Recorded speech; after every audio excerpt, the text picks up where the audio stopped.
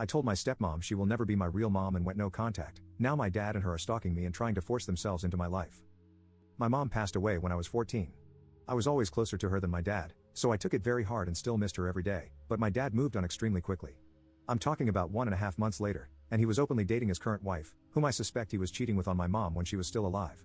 She moved in 4 months after my mom's passing.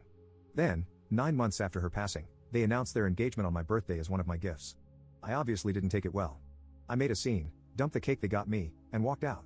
I disappeared for a few days until they were about to put out a missing person report, and I was forced to go back home. They tried to get rid of all evidence of my mom ever living there, as in, they tried to remove all pictures, personal effects, memories, and other belongings from my mom. I kept what I could and hid some others. They wouldn't let me celebrate her birthday or anything related to my mom. They tried to force me to call my stepmom mom, but I never did, and they would ignore me when I called her by her name. She would introduce herself as my mom, and I would correct her every time. It got to the point that I stopped talking to her unless absolutely necessary, or if I was correcting her, and these talks were usually one-word answers. My dad got angry every time I didn't call her mom, use her first name, or introduce her as my dad's wife. I once spent 2 weeks not talking to either of them when I was 16 because I was ruining their family dynamic. Their exact words were, "Until I can be a part of the family, there is nothing to say or do as one," but they caved at about the 15th day of no communication and interaction. I turned 18 and left for uni and went extremely low contact and didn't go back. When I was 21, I got engaged to my fiancée. She knows about my relationship with my dad and his wife. She respects it and is on my side. When they found out, my dad and his wife had a fit because they didn't know I was seeing anyone. My dad's wife posted on social media, saying she was excited that her son, aka me, was getting married with a bunch of other things, mentioning she can't wait until she becomes a grandma. I made a short post saying I am not and will never be her son, and she won't be a grandma to any future kids.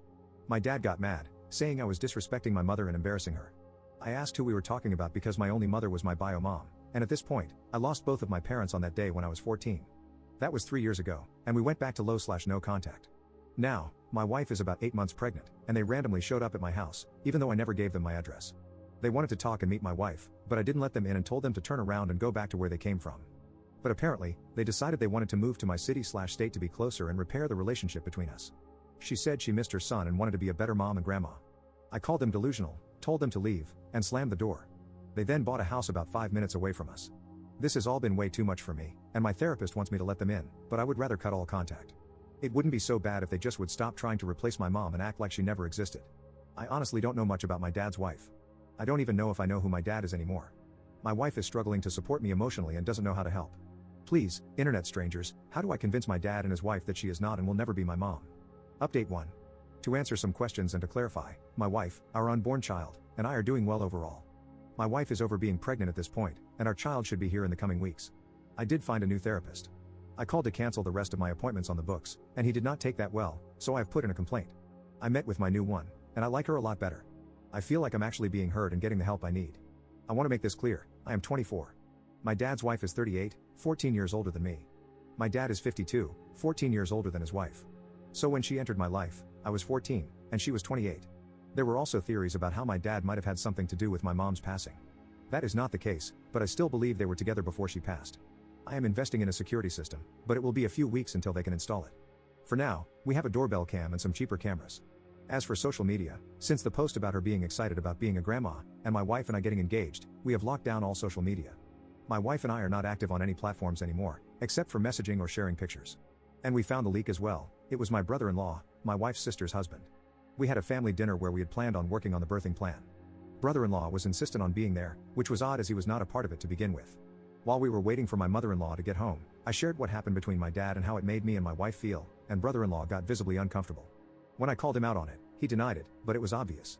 Sister-in-law called him out, and he broke down. He said he had been talking with them because we needed all the family support we could get, and that they deserved to know their grandbaby. This caused an argument, and it ended with sister-in-law moving out and staying with us. They have no kids and have had some issues. I think it is over for them, and I definitely will not be ever trusting him. Our birthing plan has been locked down now and made secure, but we have some just in case of crazy showing up plans. Everyone who needs to know the details knows. Now, it is surprisingly hard to get a protection order. Where I live, it is heavily dependent on violence or physical contact. Technically, what they have done is not against the law yet. They are perceived as no real danger at this time since there were no threats made, and they left when asked to. They have free will to move wherever they want. Also, since a family member gave another family member my address, it is fair game. In regards to grandparents' rights, it is only applicable when my wife and I have lost custody or are unable to care for them, but my mother-in-law and father-in-law will be taking on that role if needed. My wife and I are not currently in a position to move. We just bought our house when interest rates were low, and my in-laws helped with the down payment. It is nothing massive, but it is home and perfect for our starter family. My dad and his wife are unable to have kids. I don't know from which side it made it impossible, so that may be why the constant pressure. I did write my dad a letter summing up why I want no contact, how I feel about what they did, and emphasizing that his wife is not my mom and never will be. If I feel like giving them a chance, it is on me and my family's terms, specifying that my family is me, my wife, and any possible children moving forward.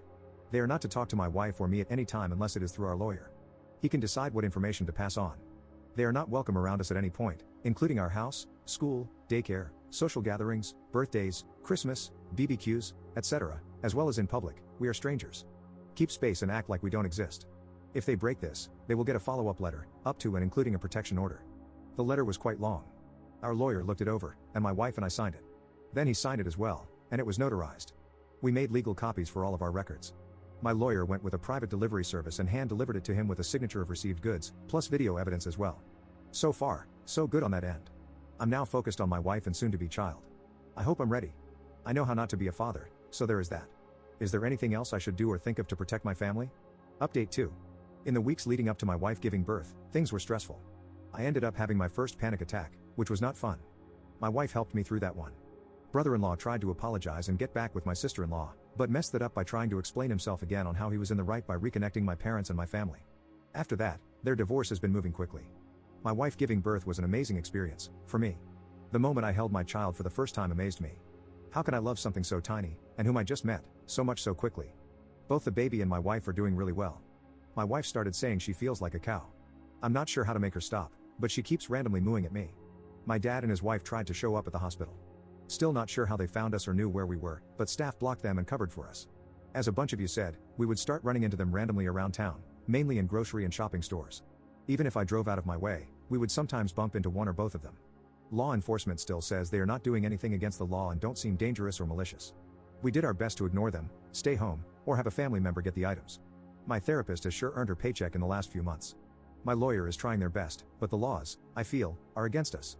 Innocent until proven guilty, or in this case, nothing is dangerous until after it is, or hurry up and wait until something bad happens, then we might do something. It is super frustrating. We also moved. Now, I never want to do that again. Good family helps, but with a newborn and crazy people around, it was stressful. I know it doesn't sound possible, and I'm still in disbelief, but my in-laws are amazing and got us in contact with a friend of theirs. Long story short, these friends wanted to downsize since all of their kids moved out. They told my in-laws and brought them over, and we ended up coming up with a really good deal. Our new home is bigger, on more land, but needs a lot of work. It is old and outdated, but we have been making it ours. Since moving, we had not seen my dad or his wife. That was until about 2 weeks ago. I was going to update and write all of the above, but then my lawyer contacted me, saying my dad reached out and wanted to talk. I tried to say hard pass, but they advised me by saying, I think it would be in your best interest, so we set up a date and time in public. 3 days later, at a coffee shop, we met up. Even though we were early, they were waiting for us. It was just my wife and me, and also a paralegal from my lawyer's office undercover. I could see the disappointment in their eyes that our child did not come with us. It started awkwardly. They initiated some small talk, but I just said, what do you want? Well, my dad's health is not well and is going downhill steadily. He may have 2 years at most. They showed scans, doctor's notes, tests, and other items to prove it. I was quiet the entire time they talked, and all I could think about is, that sucks for him. It was like getting news that someone you knew of when you were a child passed away. For me, no real emotion or feelings because I feel like I didn't have a real connection with them. My wife knew I was irritated and tried to silently calm me down. When they were done, I said something to the effect of, I'm sorry this happened to you. I hope you get better, and got up to walk out. His wife opened her mouth and said something like, that's it? That's all you have to say? You owe it to him too. I didn't let her finish and went off on them. I said everything that I had been saying in my head for years. A practiced monologue I started when I was a teen. Highlights include but are not limited to, how he owed me more than anything. How he ruined any type of relationship the moment he started thinking with his lower half, when he tried to erase my real and only mom, neglect, abuse, over-punishment, the works. Then, I finished with my real mother, who passed away when I was 14. Pretend I did as well because that is when he, my dad, also checked out of my life. Now, looking back, I find it in a way funny that my 5'4" wife was holding back a 6'3", 200+ guy, but they kinda looked like fish opening and closing their mouths. My wife then escorted me away. When we got to the car, I had my second panic attack. I'm struggling, but working through it. When my wife notices me zoning, she just hands me our child, and things get better. Sorry for the long read if you are still here. I hope you all have a wonderful day, and may your life be blessed.